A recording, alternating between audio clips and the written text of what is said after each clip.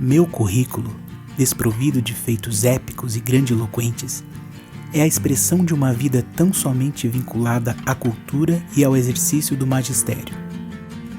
De trabalho silencioso na sala de aula, sem fanfarras, voltado exclusivamente à formação da infância e da juventude. De trabalho paciente, argamassado de razão e sentimento, desenvolvido sob o signo do idealismo e da esperança. Acima de tudo, a certeza de tecer, no dia a dia, a nossa história e a nossa cidadania, e a lúcida convicção de fazer da escola matriz espiritual de nosso povo, arquivo do passado, registro do presente e antenas do futuro.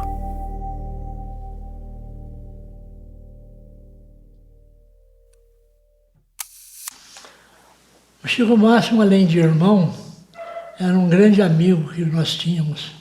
Tanto eu como minha irmã Clélia, sempre nos demos muito bem. E a gente teve uma vida em comum, né?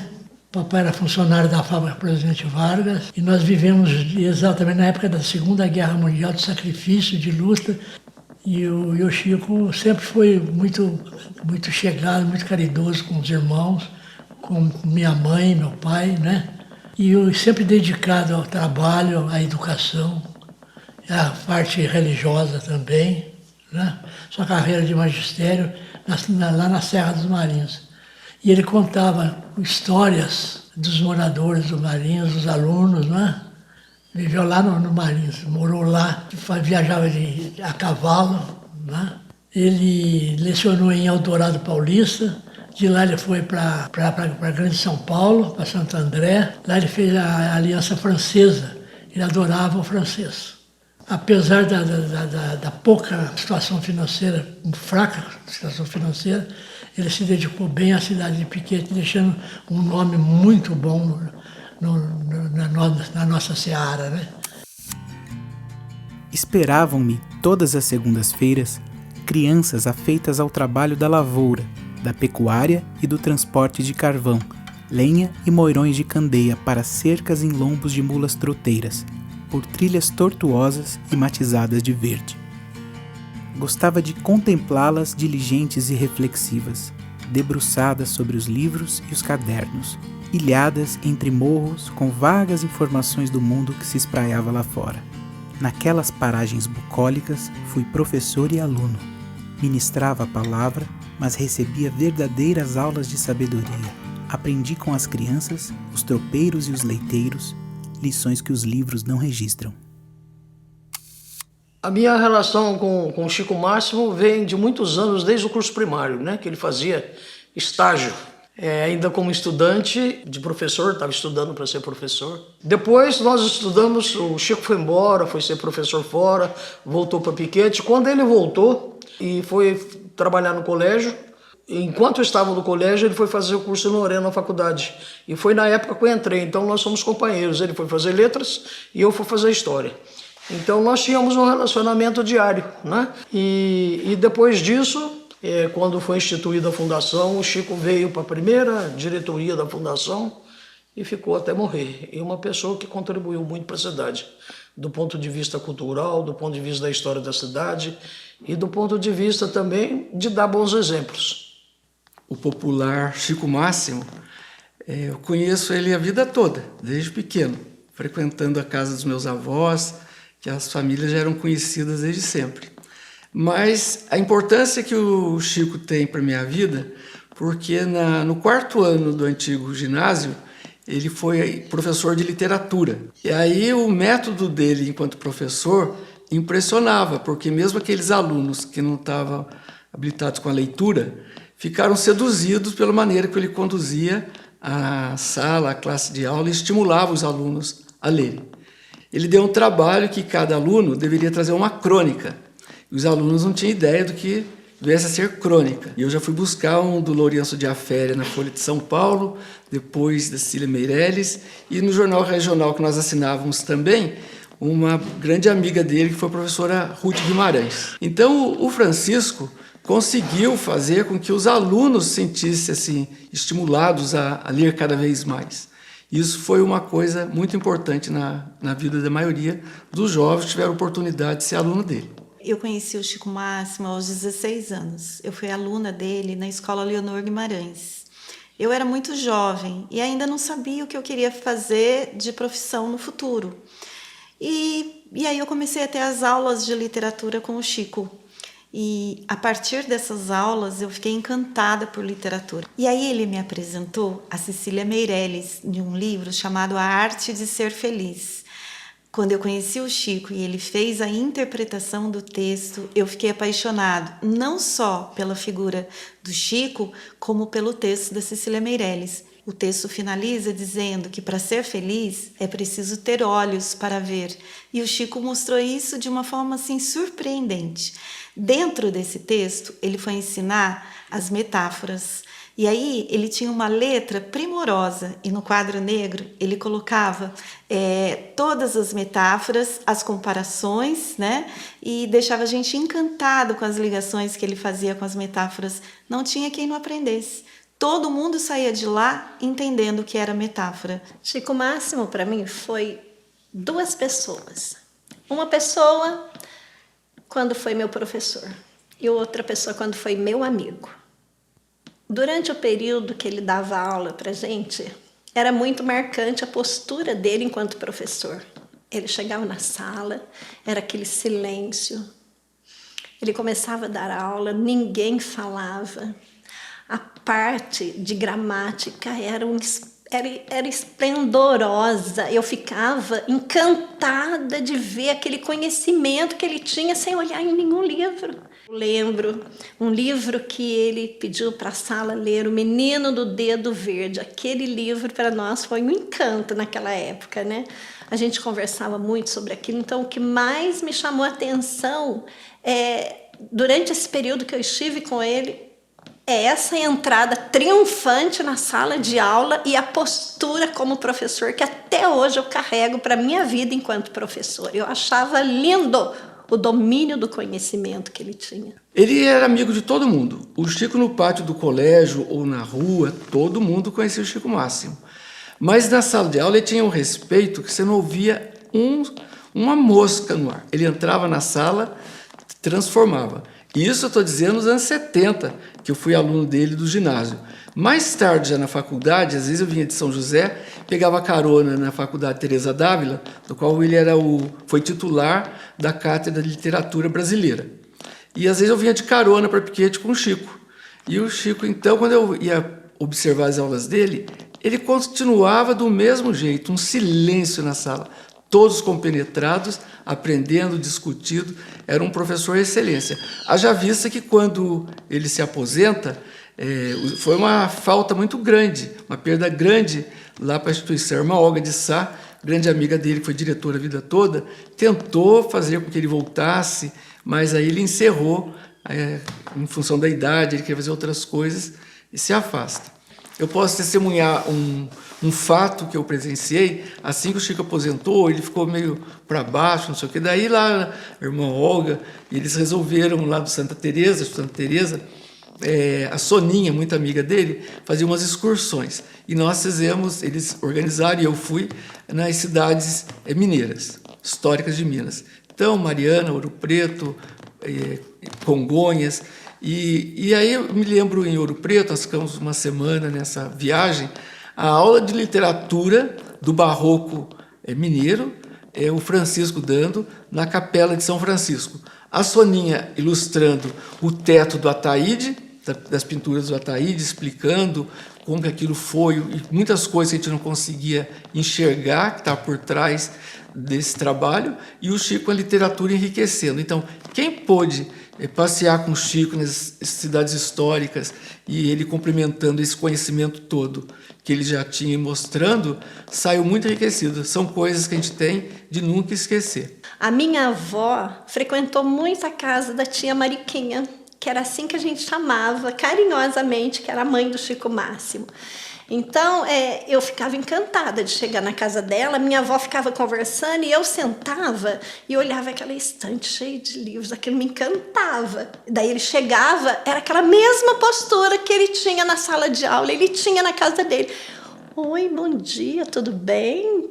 Então ele era muito carinhoso, ao mesmo tempo que ele era uma pessoa segura, uma pessoa que dominava o conhecimento, que era firme, tinha uma postura firme, ele tinha aquele lado carinhoso que atraía a gente, né? Carismático, né? O Chico era um homem carismático. Onde ele chegava, ele acendia o lugar, com as falas, com os bordões, né? Com as brincadeiras, com as correções. O Chico o tempo todo ficava corrigindo a gente. Se a gente falasse errado uma palavrinha ou tropeçasse numa regência verbal ou numa concordância verbal, o Chico vinha e já corrigia imediatamente. E a gente nem se ofendia com aquilo, porque era um aprendizado, né? Isso ele conseguiu, uma coisa que é muito raro, né? Geralmente a gente fica ofendido com quem nos corrige. E o Chico fazia isso com uma maestria e com um bom humor que a gente saía de lá e não tropeçava mais nesses erros. Na apresentação do livro Crônicas de Cidadezinha, o jornalista Palmiro Mazieiro infere com muita precisão. Como mestre em literatura e profundo conhecedor da língua pátria, seus textos trazem a marca dos geniais escritores, uma simplicidade extraordinária. Trabalha as palavras sem qualquer rebuscamento, fazendo-as fluir como um singelo corredor límpido, onde todos conseguem admirar seus encantos. Tem um fato marcante na vida do Chico também, que o Chico fazia a oração meio-dia na antiga capela de São Miguel, né? E todo dia ele rezava Ave Maria ao meio-dia. Então, quando eu ouvia da minha casa o Chico rezando, né, que era um microfone daqueles antigos, né, que ficava voltado para a cidade, quando o Chico começava, a gente já sabia que era meio-dia. E foi também catequista da Cruzada. Então mostra que a sua formação, uma formação bem cristã.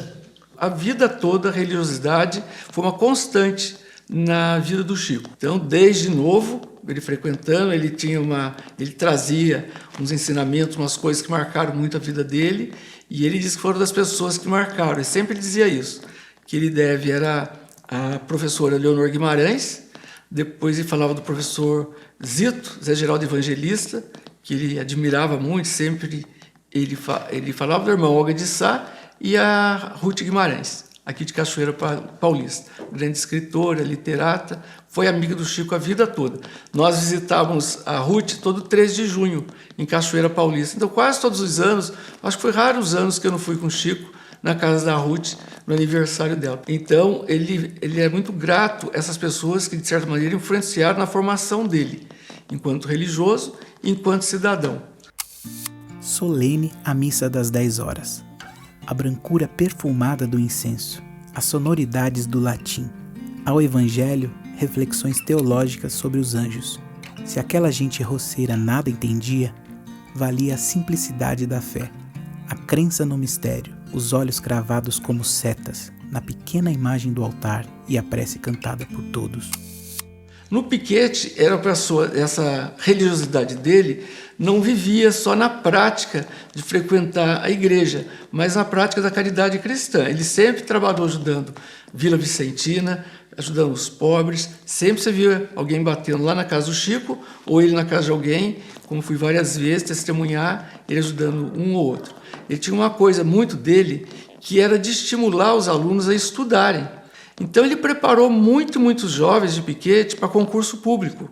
Independente dele, enquanto professor, ele ia para a casa dele e dava aula. Como não havia cursinho em Piquete, muitos não podiam fazer, ele preparava as matérias de português, tanto de gramática quanto de literatura brasileira, e preparava os alunos. Então foram muitos jovens que se formaram, entraram nesses concursos muito concorridos, graças ao empenho dele e à boa vontade. E ele fazia isso gratuitamente.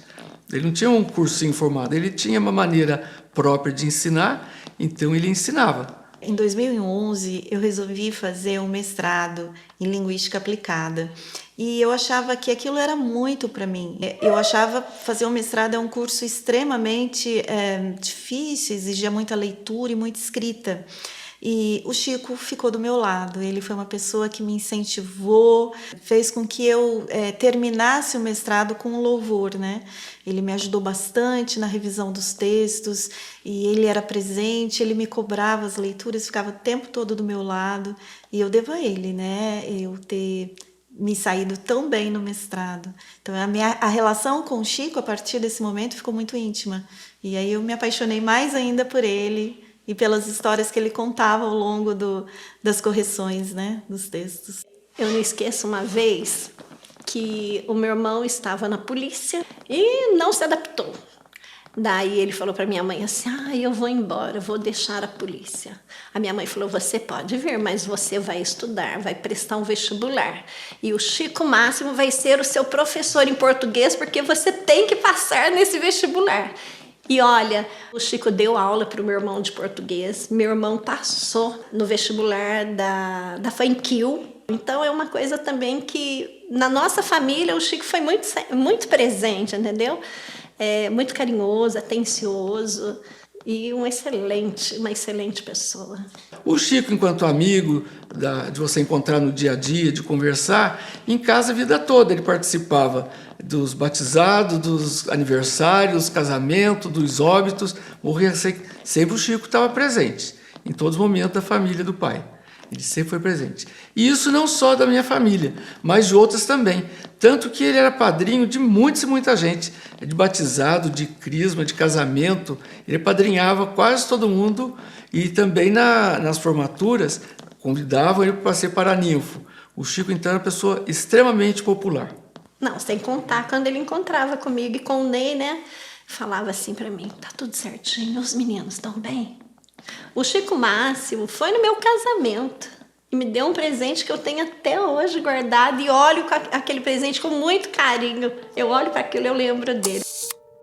Na igreja, o padre Juca, conduído da penúria dos pobres artistas, falou ao povo e concitou a solidariedade.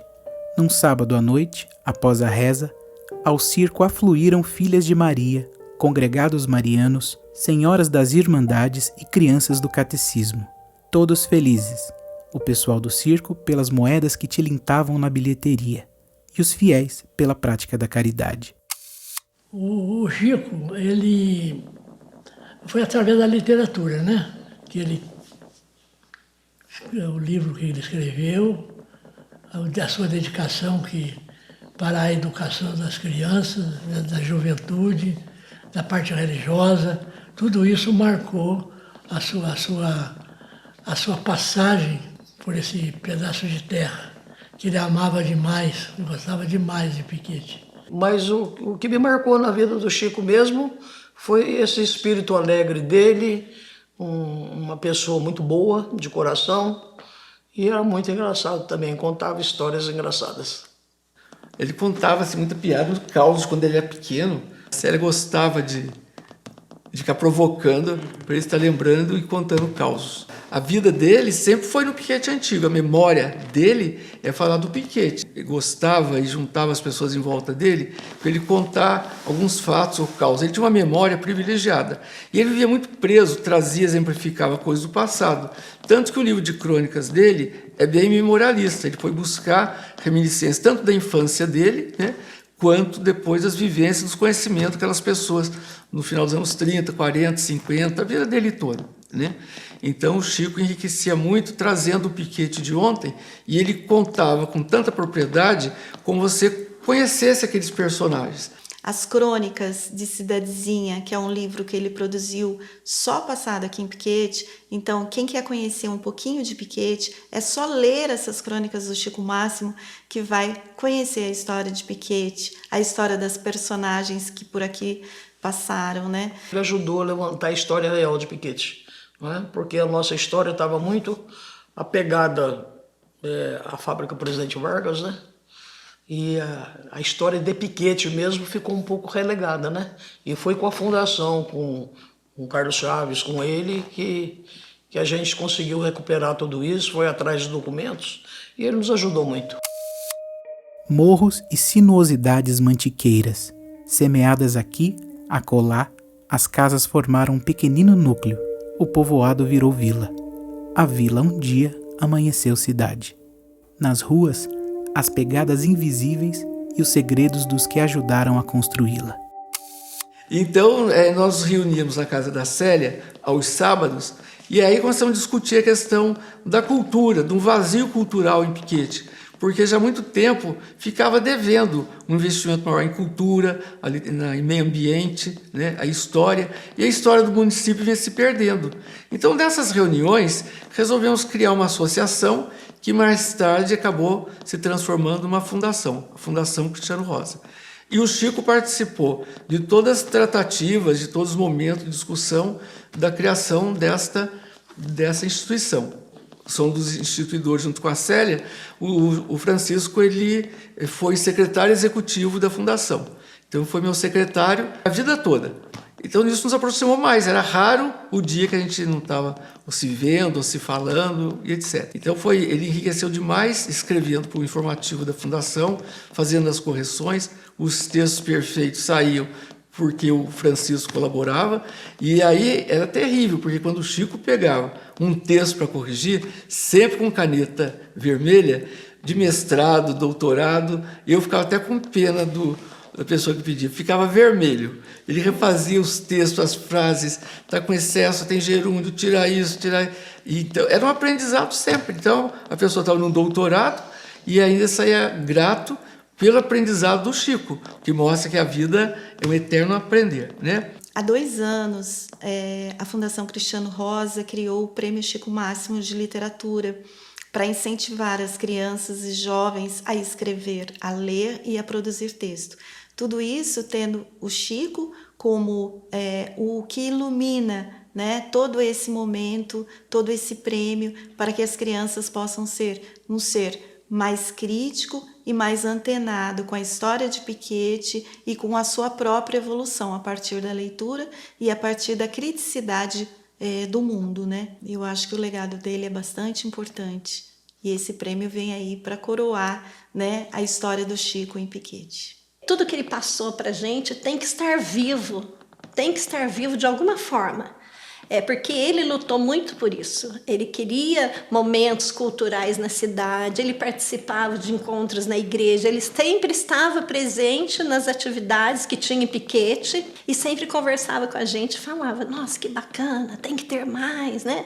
Então, eu acho que Piquete tem que aproveitar esse gancho que o Chico deixou na literatura e fazer outras atividades que promovam a literatura e o nome dele, porque ele é único. Foi uma honra imensa, né? Porque estamos relembrando a figura, não apenas por ser meu irmão, mas por ter sido uma pessoa notável, que deixou marca na cidade. Não apenas ele, outros também deixaram, mas o Chico também deixou uma grande herança para todos nós. Né? E foi um exemplo, porque além disso, além do trabalho individual dele, além da doação pessoal dele às causas de Piquete, né, a história, a cultura, ele também foi professor e ensinou muita gente aqui.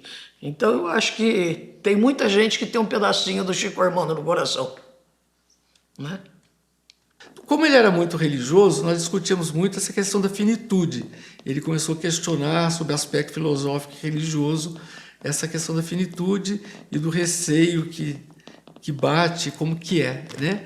E, com certeza, o Francisco foi e está na paz merecida com as pessoas que ele sempre admirou. Ele sempre dizia que uma hora ele estaria com a Leonor Guimarães, ou com o seu Chiquinho Máximo, ou com a avó que ele nem conheceu. Então, o Chico era sempre lembrança. Era uma pessoa, de certa maneira, meio saudosista. Ele era muito do presente, mas ele tinha muito o pé dele naquele passado, que ele trazia, exemplificava, e isso servia para a vida dele como nas aulas, para os alunos, ou para as pessoas que tiveram oportunidade de conviver com ele. Então, quando a gente brincava, né? O Chico é tudo de bom para Piquete. O Chico era o máximo. E que tudo lhe seja fácil na vida. Que Deus abençoe e que você viva muitos anos. Tá legal? Um beijão no coração. Tchau. Beijos.